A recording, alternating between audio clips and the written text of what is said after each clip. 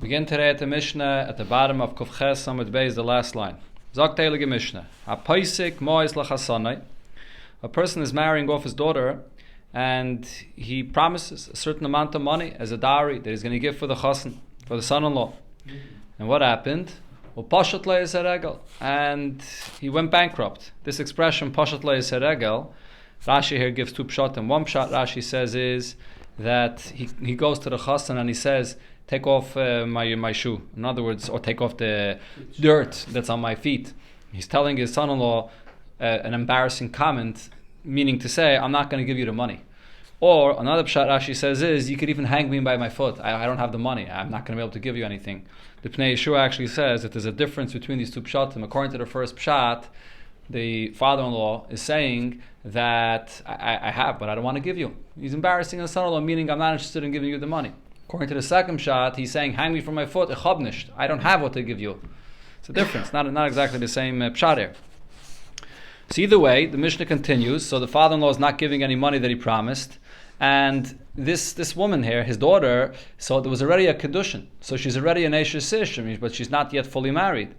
But now the chassan, the son-in-law, says, I'm not marrying you, and I'm not ready for this marriage until I get the money. So Teisha v'chatal ben Roisha, he could have her sit and wait until her hair becomes white, until her father is going to give the money he promised. Admin says, she can come to her chassan and say, if I'm the one that would have promised this money for myself, getting married to you, so then you have a taina that I promised this money, so I should make it my business to get you this money. So I should sit and I should until my hairs become white, until I come up with the money. But now that it's my father that promised this money, so what could I do about this? Why should I be the one to suffer here? So therefore she says to her chassan, Oy kenois, either marry me fully, Oy petoir, or allow me to go, give me a get. Amar Rabbi Gamliel, so Rabbi Gamliel said, Roya ani es divrei Admain. I see the opinion of Admain is right. Sagt the Gemara, mas nisin, the loy kehai tana. The version of the machlokes, the way it appears in our Mishnah, is not like the following Tan in the Braise. The Tanya in the Braise we learned, Amar Rav Yosef Rav Yehuda. Rav Yosef Rav Yehuda said, Loi nechluku admain v'chachamim. Admain and chachamim are not arguing in the case that it says in the Mishnah, which is ala paisik mois lachasanai, when a father-in-law promises money for his son-in-law, upashat leis haregel, and then he goes bankrupt. He should taimar. So now in this case, for sure, the daughter, the kala, could say, Abba pasakalai. It's the father that promised this money. Mani lasis. What can I do that my father is not able to produce the money? So over there, everybody would agree. What's the argument? When she herself promised a certain amount of money that she's bringing into the marriage. In this case, Chachamim say, if she's not bringing the money, so then, rightfully so, the chassan could say, I'm not marrying you until you bring the money. But Admin says, even in this case, she's living still by her father, because there's only kedushin before the nesuin, right? She's an Eishes Ish, but she's still living by her father, yeah. So Admin says, even in a case where she herself promised the money, she could still argue and say, Kizvura ani, that I thought, I was under the impression, Sha'abe noisin alai. I only promised this money not because I have the money. I was under the impression that my father is going to give this amount of money.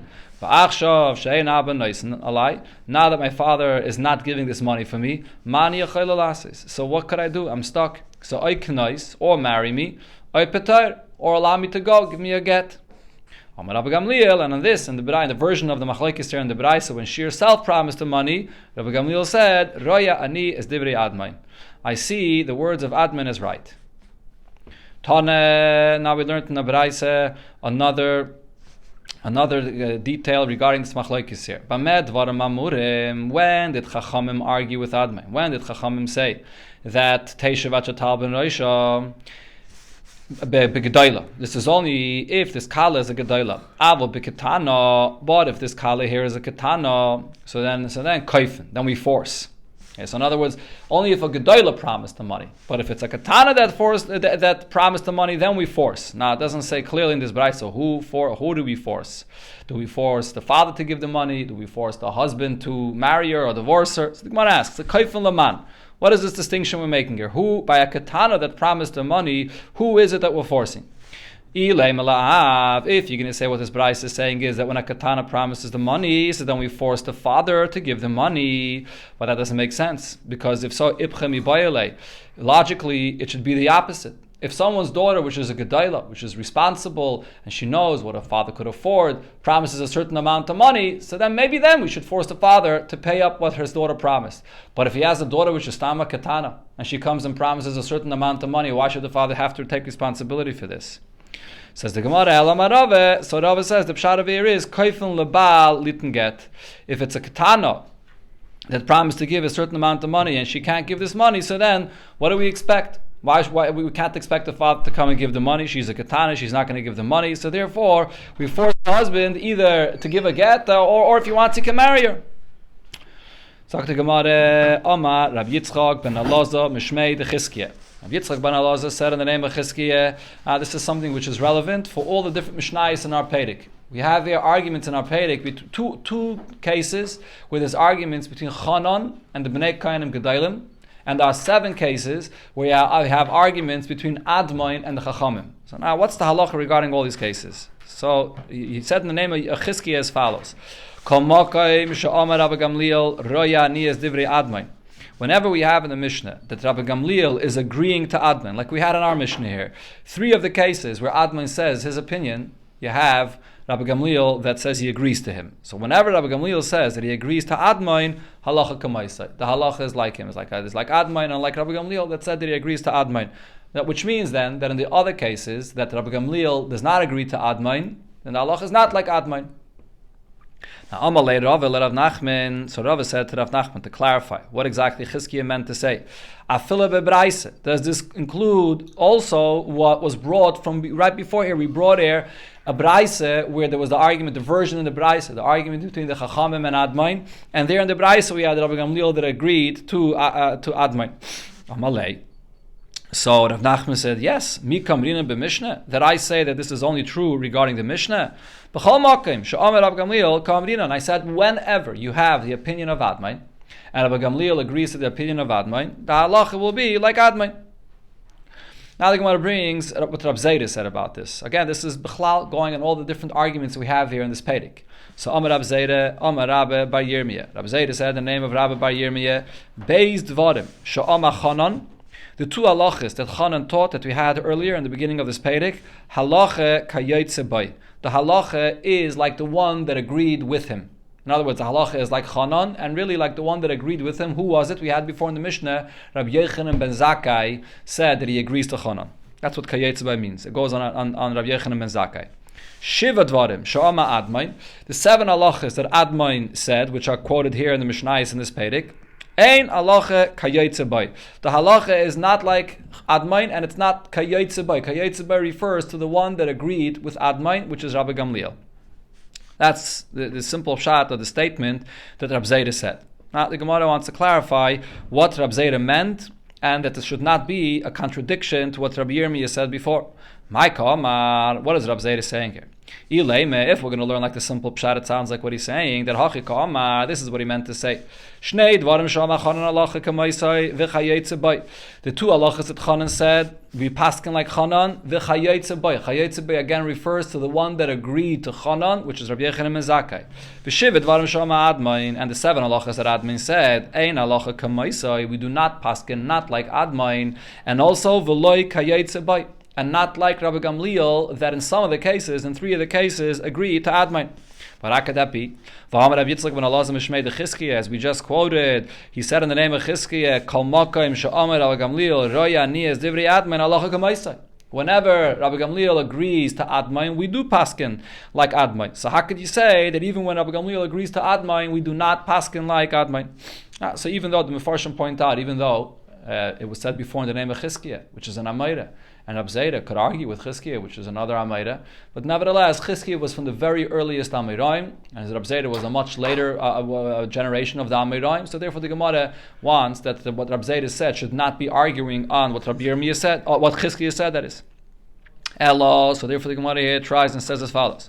This is what Rab Zera meant to say. Shnei dvarim shama chanan halacha kamaisai v'chayetzabai. The two halachas that Chanan said, we paskin like his opinion, and like chayetzabai, which is Rabbi Yechanan ben Zakkai, that agreed to him. Shiva dvarim shama admain. The 7 halachas that Admain said, ein halacha kayetzabai. We do not paskin like the one that agreed with him, which is like Rabbi Gamliel. We will paskin like Admain when Rabbi Gamliel did not agree with him, but we will not paskin like Rabbi Gamliel when he agrees with him. So the Gemara says, what does this mean? Hakamaisai halacha? Are you saying that when Admain himself says his halacha, then the halacha is like Admain, Bekulu, and all of them? But Rabbi Yitzchak ben Elazar said, Mishmei de Chizkiah, Kol Malka im Shama Rabbi Gamliel Rayanias Divrei Admain halacha kamaisai. That only when Rabbi Gamliel agrees to Admain, then the halacha is like Admain. So Amar in, only if Rabbi Gamliel agrees to Admain, but loy amalai. But if he does not agree to Admai, then the halacha is not like him. So how could you say that we're not going to paskin like Rabbi Gamliel? Rather, we're only going to paskin like Admai. Always paskin like Admai, even if Rabbi Gamliel does not agree with him. Ella says the Gemara Hachi Kamar. Rather, this is what Rab Zera meant to say, and this fits with what Rabbi Yirmiyah said. Shnei dvarim shama chanan halacha kamaisai v'chayetzabai. The two halachas that Chanan said, the halacha is like Chanan, and also like Rabbi Yechanan ben Zakkai, that agreed to Chanan. Shiva dvarim shama Admain. The 7 halachas in this Perek that Admain said, Yeshman shalacha kemaisai v'chayetzabai. There are from those halachas that we paskin like Admain and like the one that agreed with him, which is Rabbi Gamliel. Yeshman she'ein halacha kemaisai ela kayetzabai. And then there's the other halachas where we do not paskin like Admain, rather we paskin like Rabbi Gamliel. The fact that Rabbi Gamliel did not agree to Admain in those halachas means that Rabbi Gamliel disagreed with him. And therefore he says, B'chol makim sham Rabbi Gamliel re'enes divrei Admain halacha kamaisai. When Rabbi Gamliel, in the Mishnah we have, he says that I see the words of Admain to be right, then we paskin like Rabbi Gamliel and like Admain. Enoch, but the other cases where Rabbi Gamliel does not agree with Admain, like we do not paskin like Admain. And this is exactly what Chizkiah said before. So what's the maskana? The maskana is that there's 3 halachas here. 3 halachas of where the Mishnah says that Rabbi Gamliel agreed to Admain, we paskin like Admain. Okay. The other 4, where Rabbi Gamliel did not agree, we do not paskin like Admain. We're not done though. There are other Mishnayos here. It's interesting that the Gemara brings this up in the middle. There are still more Mishnayos, which is going to bring the following halachas that Admain argued with the Chachamim. There's more coming. Let's see. What happens to a person that challenges the ownership of a field, of a property?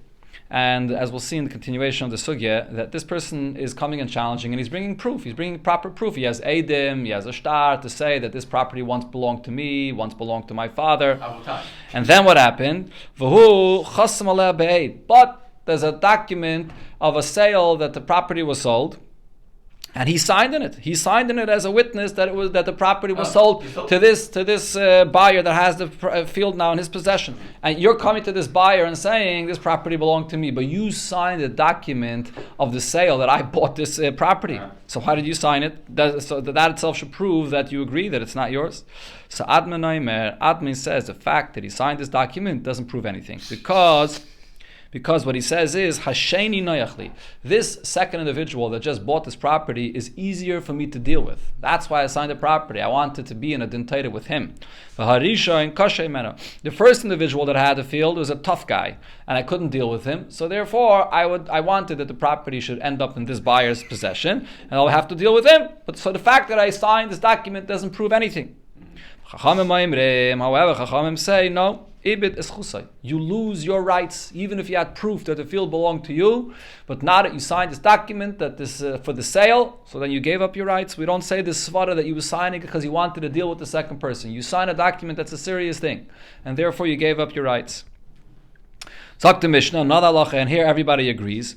Also, simin la'acher. How about if this property was being sold to somebody, right? So that this seller had 2 properties, one near the other, And he writes in this document that he's selling one property, and he writes which borders on the other property that belongs to me. Okay, and now you that's coming and challenging the ownership of that second property that he did not sell, signed that document.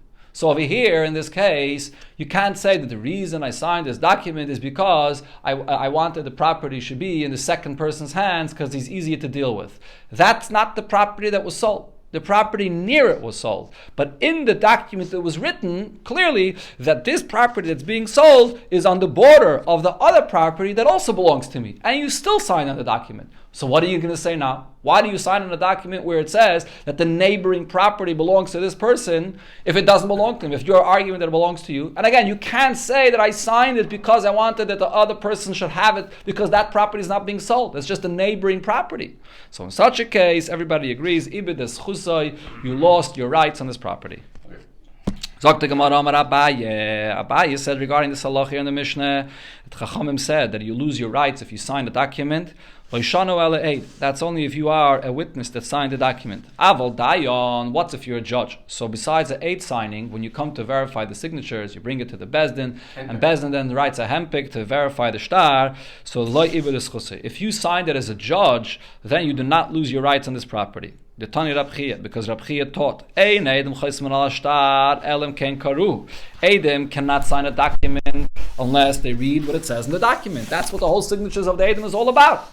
They're signing the document for the content of the sale, whatever it is written in the document. However,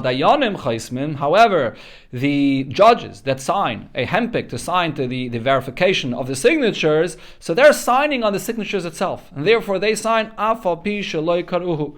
They could sign even if they did not read the contents of the shtar, and therefore the fact that in this shtar it says that this is a property being sold is not in any way an indication that you're giving up your rights that you have, that you can prove that this field belongs to you. You just were signing on the signatures, not for anything else written into this shtar. Then it said in the Mishnah, that if you signed a document and there it was written in the document the border that this field is bordering another field that also belongs to this person, and now you come and say it belongs to me, so now since you signed it, you gave up your rights. Amar Abaye, so Abaye says, that's only if this seller is selling the property to somebody else. So then, why are you signing such a document? If the document says that the neighboring property belongs to him, to the seller, if it really belongs to you, why would you sign such a document? But what if this seller is selling this property to you? So in such a case, you're not going to lose your rights by the fact that you signed the shtar. And in the shtar it's written that the neighboring property belongs to the seller and not to you. You're not going to lose your rights. Why not? Because because here, this person that's claiming that neighboring property does belong to him, he'll tell you, here's the reason why I signed this document. Because if I would have not signed this document here for the seller, so that's written that the neighboring property belongs to him, he wouldn't sell me this property as well. I wanted to buy this neighboring property to the property that I own. If I'm not going to sign onto it, so then he won't sell it to me. So therefore I was sort of forced.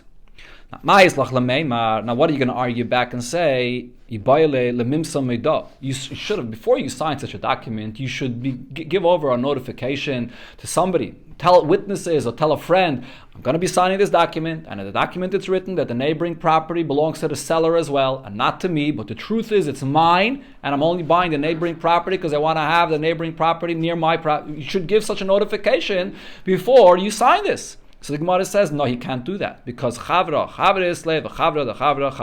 We have the following concept that a friend has a friend and a friend's friend has a friend. If you're going to give such a notification to a friend of yours, it's going to get back to the seller that you're claiming that the neighboring property belongs to you, and he's not going to want to sell you this property as well. So therefore you were sort of forced into signing this document that says that the neighboring property belongs to him, and it's no proof. You're not giving up your rights. Now if you come and you can prove that neighboring property belongs to you, we accept it. So the Gemara brings two stories here that happened. There was an individual that did this. Like it says in the Mishnah, he signed a document that was written in it that the neighboring property belongs to the seller as well. So, and you signed it. And now, Then he comes along and he challenges the ownership of that property, and he says, no, the seller doesn't own that neighboring property. It belongs to me.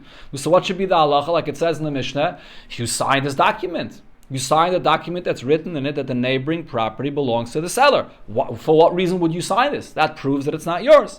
Then v'shachiv, this person passes away, v'haikim apotrupa, and there was an apotropis that he had hired. There's a caretaker. He's going to take care of the inheritance of all his properties for the assignment.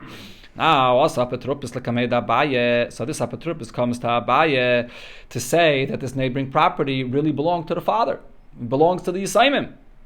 So what happened on Malay? So Abaye says, but look, asa simila acher, ibit eschusay. We learned in the Mishnah that once the person signed a document where it's written in it that the neighboring property belongs to this seller, so then he loses his rights in the property, and he already signed that document. So Omar, this apotropis is smart. So the apotropis says, but not necessarily, because if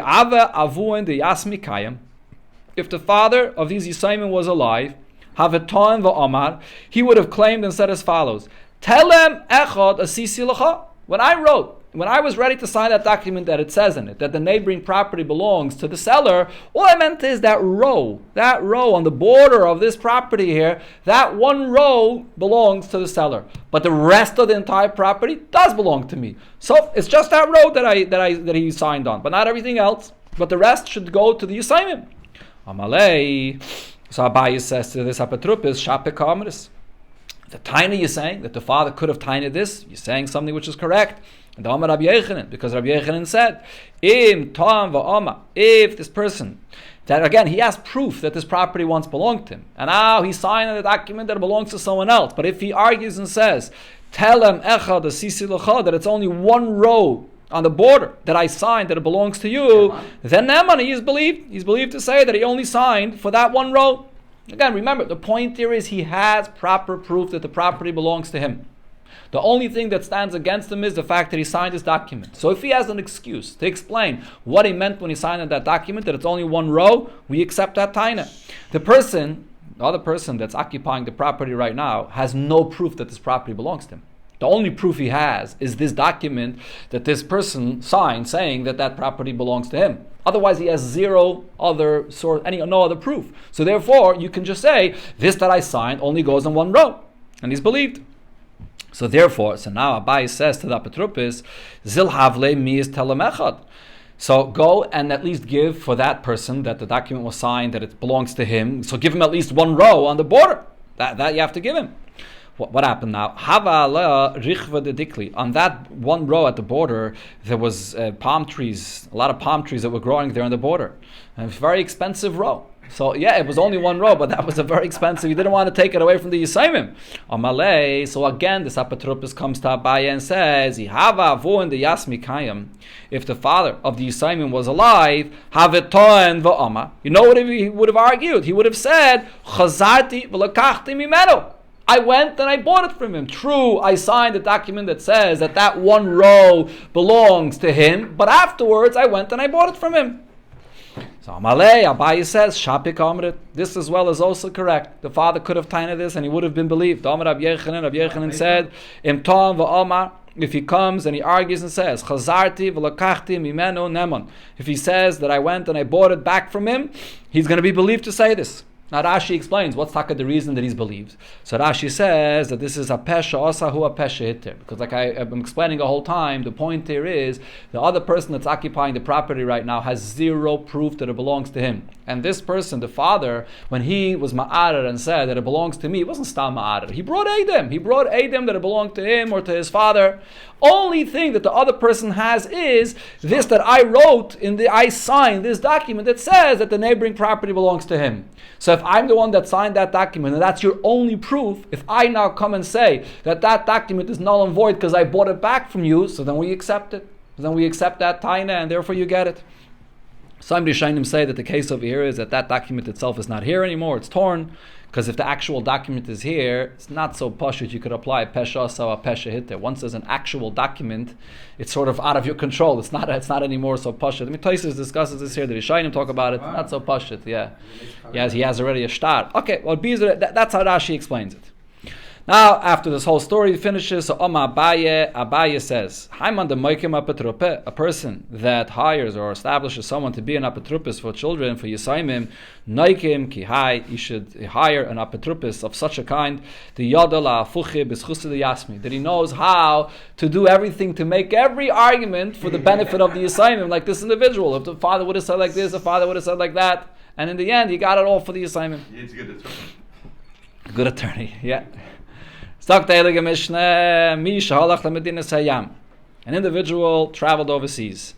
Now,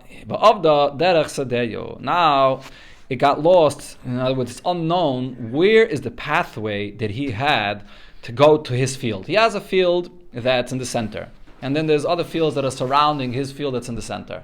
But he owned a pathway to be able to enter into his field, which is in the center. But he went out of town for a long time, and he comes back, and the people that are living surrounding his property, it's not clear anymore. They just plant it all over, and it's not clear anymore where exactly is his way to enter into his property. So what does he do now? He says, give me back my space that I have to walk through to enter into my property. And each one of them says, with the people that are living around say, no, not here, not here, not here. So what do we do? So the halacha is, Admin says, Yelech loy b'ktzara. The shortest route that there is to enter to his property, that's what we have to give him. Because at least that he has. So we have to give him at least that shortest route. However, the Chachamim say, Yikna loy derech b'mei money. He's going to have to pay for this. And he's going to have to pay whatever price, even an expensive price, 100 money. Or yifrach b'aver. Or if he's not ready to pay, you're going to have to fly in the air. What the Mishnah is basically saying is, tough luck. If you lost that place, you don't know where it is, so each one of them could push you away, and you're going to have to pay whatever price they want, or just fly in the air. Okay, so the Gemara will explain that the argument here in our Mishnah is in a very specific case. Let's see. Talk to Gemara. My time at the Rabbanon. What's the explanation for the Rabbanon's opinion? Shapir ka'ama admain. Seemingly, what Admain said is right. In other words, at this point, the Gemara is thinking that the properties surrounding his property in the center are all owned by one person. So if you're arguing with one person, so he's right. You can tell this person, look, somewhere in your surrounding properties, I have a way. So give me the shortest route in. Why not? Why would the Chachamim say that he can't force him to give him the shortest route in? With that we know for a fact that he had.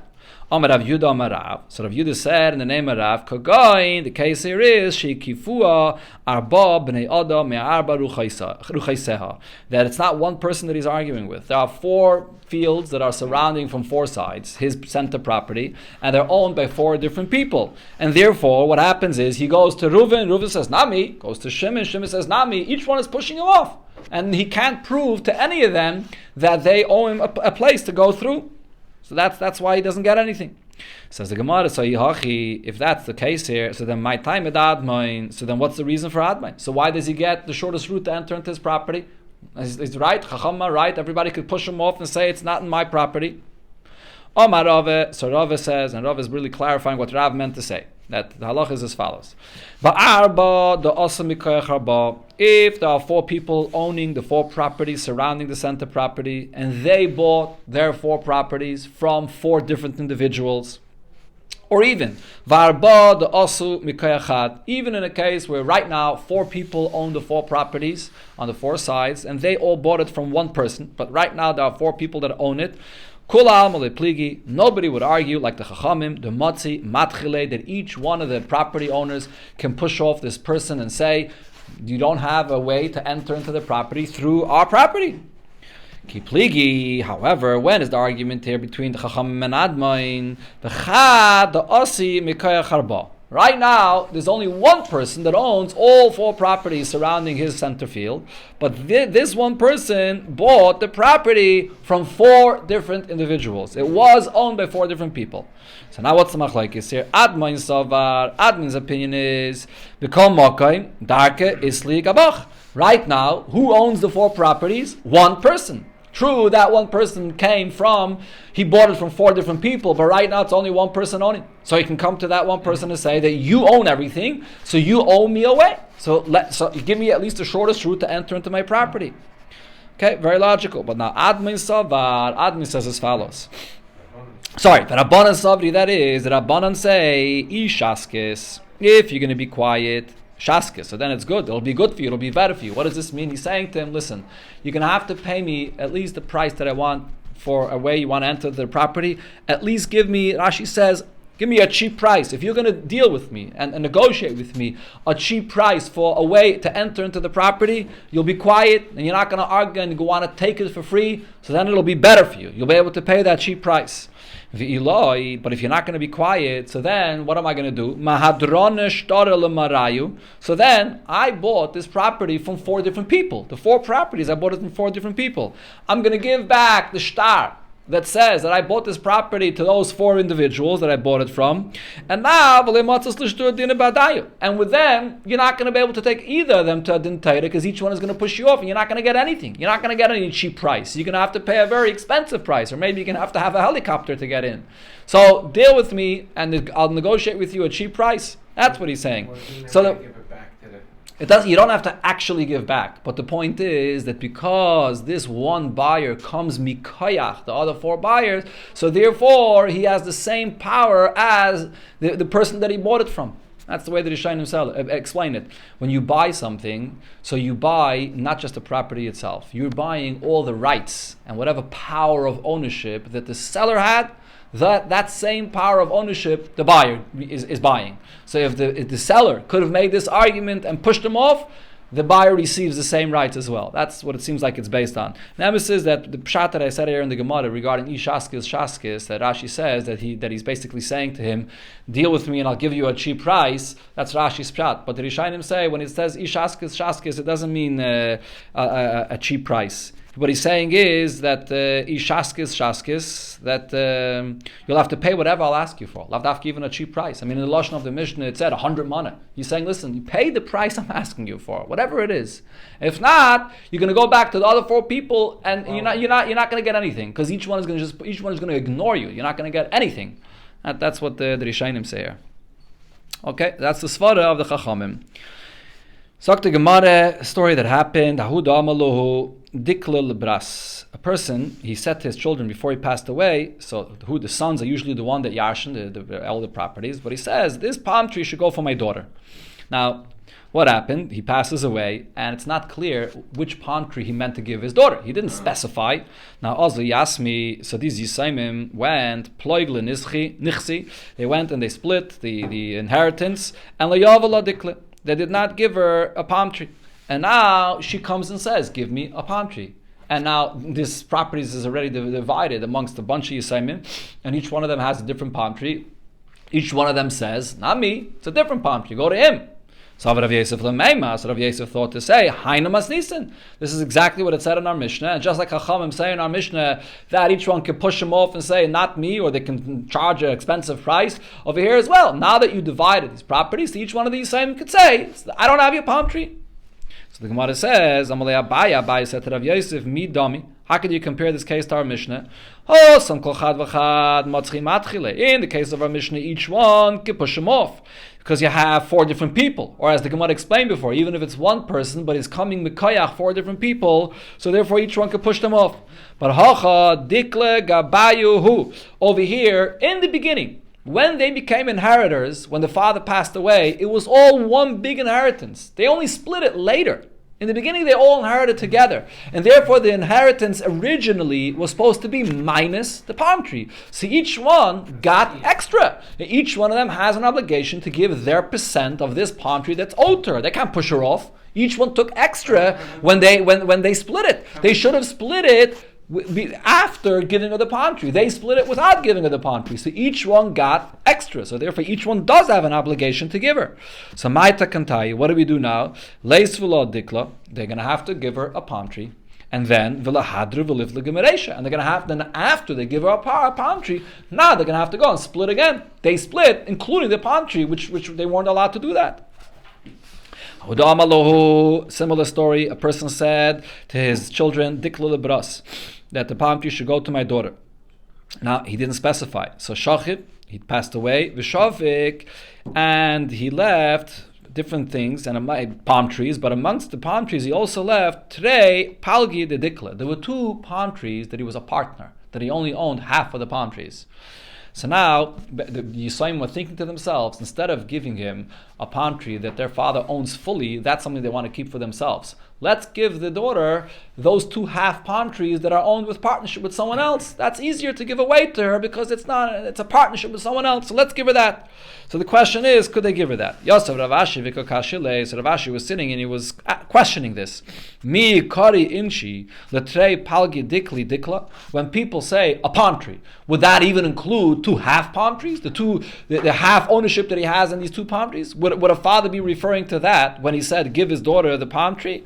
Or maybe not, or maybe when he said a palm tree, he meant a palm tree that he has a full ownership over. Amalei Rav Ravashi, so Rav Mordechai answered Ravashi and said, Hachiyam Ravimi Magranya Mishmei de Rave. He said in the name of Rave, Kari Inchili Trei Palgede Dikla Dikla, that people would refer to 2 half palm trees that he has partnership in as a palm tree. So therefore, the Yisraelim could give their sister, the daughter, the 2 half palm trees, and with this, their Yaitze, they gave what the father wanted.